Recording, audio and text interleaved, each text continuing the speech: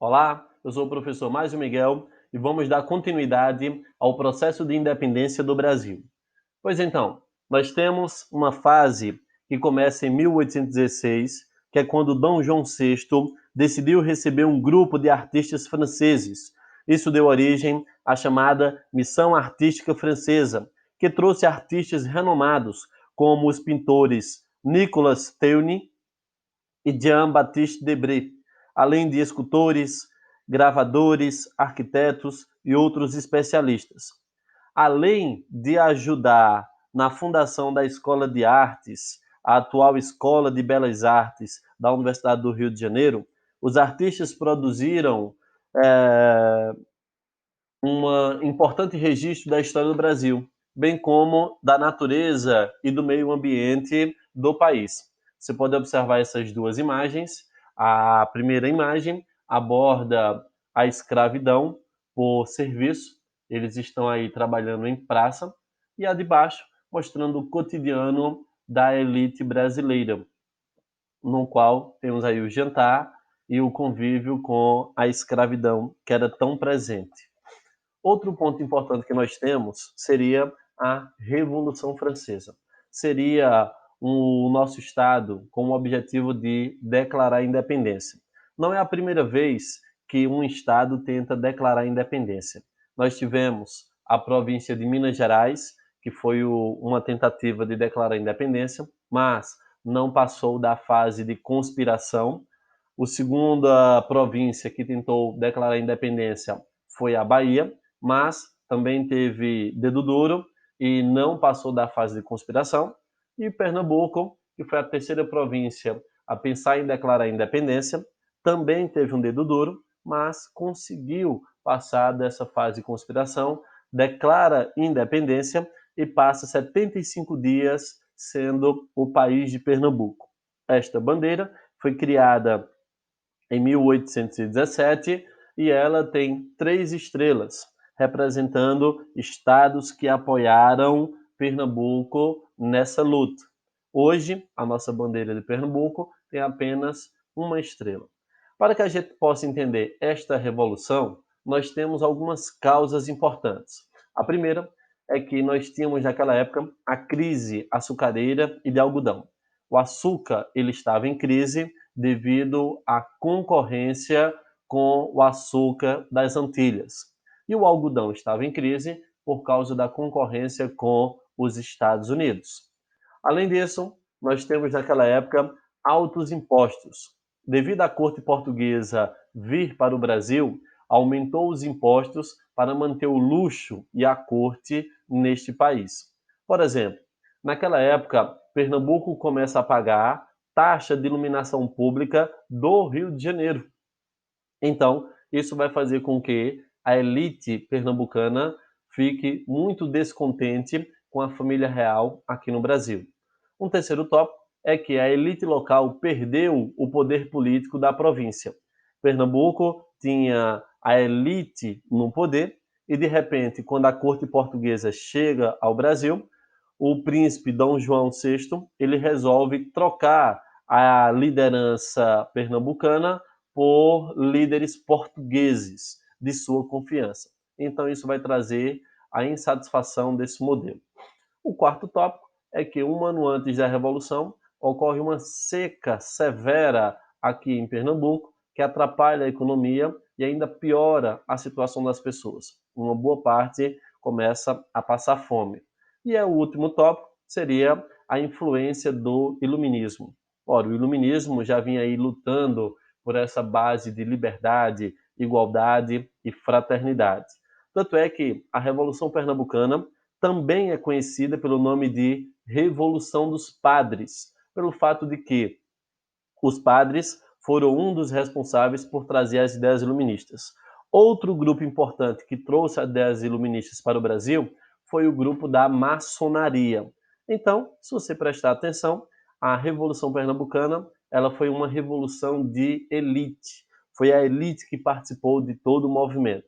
E aí outras influências importantes ligadas à proposta do iluminismo, nós temos a independência dos Estados Unidos, o primeiro país da América a declarar a independência. Depois nós temos a emancipação política da América Espanhola, também foi um ponto importantíssimo. Nós temos diversos estados declarando independência aqui na América. E o terceiro tópico seria a Revolução Francesa, que serviu de base para acabar com o absolutismo dentro do sistema europeu. Pois então, Pernambuco ele vai ter um projeto político que vai anistiar os presos políticos. Quem quiser pertencer a esse novo país chamado Pernambuco pode ficar nele, caso contrário, seria expulso.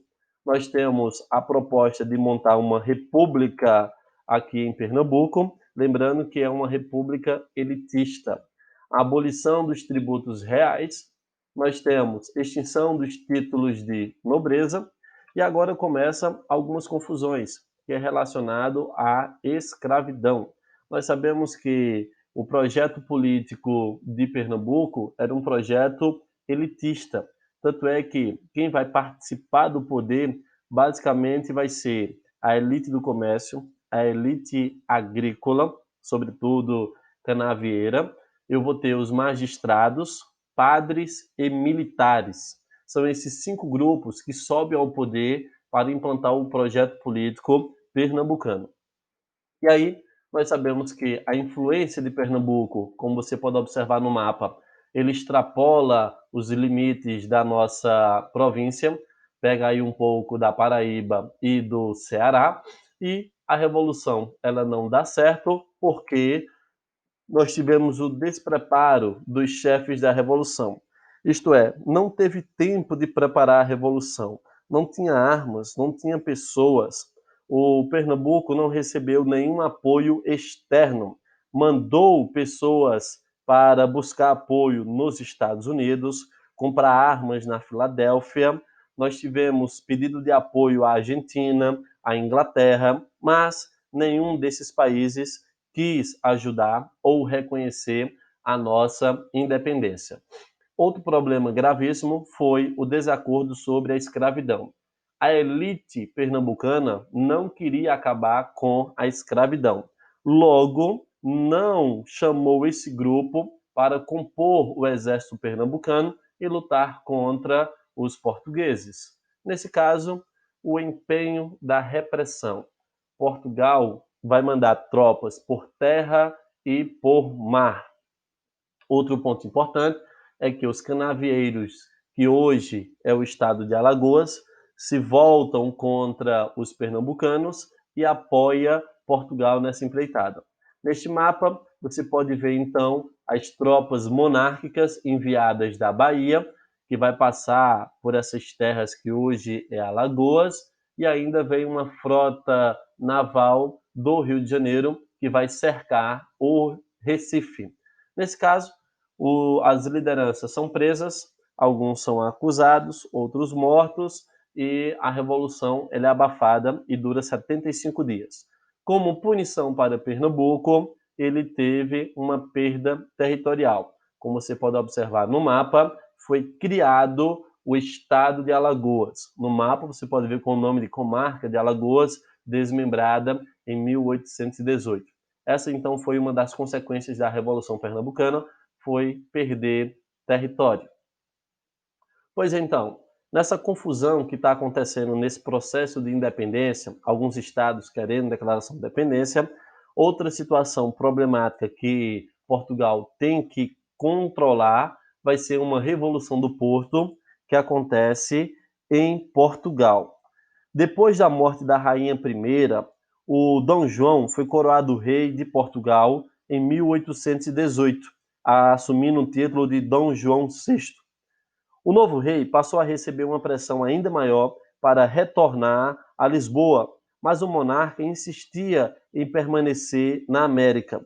Nessa mesma época, surgiram em Portugal grupos defendendo o fim do absolutismo e exigindo a transformação de Portugal em uma monarquia constitucional. O movimento, que se iniciou na cidade do Porto, cresceu, ganhou adeptos e vários setores da sociedade rapidamente se espalhou pelas cidades portuguesas. Em Lisboa, uma junta provisória assumiu o poder e convocou o parlamento, que não se reunia desde 1689, para elaborar a primeira Constituição da história de Portugal. É a esse movimento de criar uma Constituição que ganha o nome de Revolução do Porto. Então, se você prestar atenção, tanto na antiga colônia, que vai ser chamada de Brasil, e em Portugal, nós temos influências iluministas, essa proposta de liberdade, igualdade e fraternidade. Diante disso, nós estamos aí caminhando para a nossa independência. Diante de tanta pressão, nós temos o retorno de Dom João para Portugal. A estratégia dele era fazer com que o Brasil, aos poucos, fosse desconstruindo toda a estrutura que foi montada, política e econômica, para que a gente pudesse voltar à condição de colônia de Portugal. Isso, então, vai animar os ânimos aqui no Brasil e dois grandes grupos serão formados: o Partido Brasileiro e o Partido Português. O Partido Brasileiro vai colar em Dom Pedro e vai pressionar ele a ficar no Brasil. Os caras vão conseguir juntar mais de 8.000 assinaturas para pedir que Dom Pedro fique. É o famoso 9 de janeiro de 1822, o dia do fico. No caso aí, diante de tanta pressão, o Dom Pedro anuncia que vai permanecer no Brasil. Isso foi um ponto muito importante para que a gente pudesse consolidar e ganhar mais liberdade perante Portugal. Ele se empolga e em 4 de maio de 1822 ele lança uma lei chamada Cumpra-se, isto é, qualquer lei que venha de Portugal só valerá se o príncipe disser cumpra-se. Pois então, poucos meses depois, em junho, o príncipe regente convocou uma Assembleia Constituinte para elaborar uma Constituição para o Brasil. Finalmente, como os portugueses continuaram exigindo seu retorno, em 7 de setembro de 1822, o Dom Pedro declara independência do Brasil. 3 meses depois, foi coroado imperador com o título de Dom Pedro I, oficializando dessa maneira a criação do mais novo Estado independente da América. Nesse caso, nós temos aí duas imagens que foram produzidas bem depois da nossa independência, mas que retrata esse momento. A imagem do lado direito é o famoso Grito do Ipiranga. Você pode observar aí toda uma ideia, o imaginário criado pela nossa independência. E nós sabemos que não foi bem assim, com esse modelo, com essa imponência toda que Dom Pedro declarou a nossa independência. Perceba então que é criado todo um mito sobre o processo de independência. A imagem do lado esquerdo, você está vendo aí Dom Pedro caminhando entre o povo e as pessoas participando. Pessoal, sabemos que a população não participou do processo de independência. Um erro histórico nessa imagem do lado esquerdo é colocar a população apoiando e declarando a nossa independência. O Brasil declara independência, mas ainda fica como um país que tem monocultura, escravo e latifúndio. Essas são as heranças que o Brasil vai ter. Ora, a gente sabe que a escravidão permanece, os pobres continuam do mesmo jeito, então não há grandes alterações com o processo de independência do Brasil. E, claro, sabemos que isso não vai ser aceito de bom grado de Portugal. Dá início, então, ao que nós chamamos de Guerras da Independência. Sabemos, então, que a proclamação da independência não agradou a todos. Outros setores da elite mantiveram-se fiéis à Corte de Lisboa. Essa situação se evidenciou principalmente nas províncias da Cisplatina. Você pode observar aqui no mapa, no sul do nosso continente, nós temos essa região.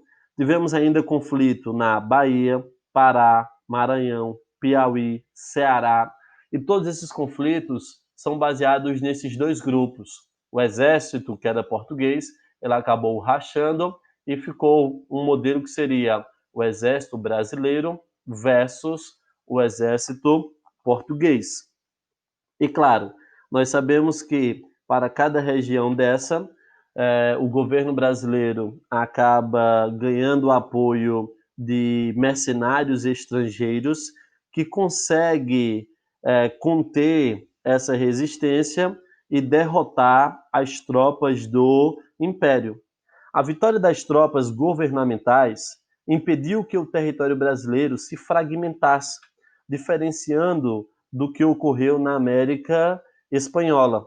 O Brasil que nascia continuava, como eu disse para vocês, com o mesmo modelo, fundamentado no grande latifúndio, na monocultura voltada para a exportação e sustentada, é claro, pela mão de obra escrava. As antigas elites continuaram com os principais cargos políticos administrativos e o Brasil permanecia uma monarquia, ainda que organizada a partir de uma constituição.